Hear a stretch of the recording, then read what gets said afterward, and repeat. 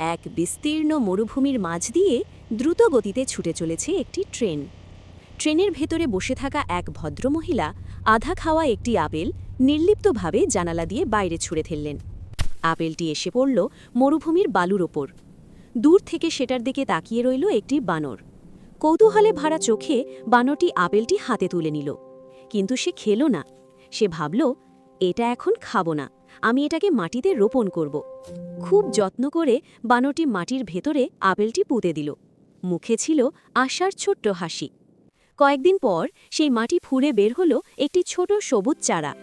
বানরের চোখে ফুটে উঠল বিস্ময় আর আনন্দ। প্রতিদিন বানরটি একটি ছোট পাত্রে করে গাছের গোড়ায় পানি দিতে লাগল। ভালোবাসা আর যত্নে গাছটি ধীরে ধীরে বড় হতে লাগল। সময় গড়িয়ে একদিন গাছটি হয়ে উঠল বিশাল। লাল আর সবুজ আপেলে ভরে গেল পুরো গাছ। বানর আনন্দে নেচে উঠল। গাছের নিচে বসে বানরটি মজা করে আপেল খেল। খেতে খেতে আরাম করে ঘুমিয়ে পড়ল। গাছটিকে ঘিরে প্রতিদিন ভিড় করে শত শত রং বেরঙের পাখি। চারদিকে ছড়িয়ে পড়ল শান্তি আর আনন্দ। হঠাৎ একদিন কিছু হনুমান এসে পড়ল। তারা সব আপেল খেয়ে ফেলল আর গাছটিকেও ভেঙে দিল।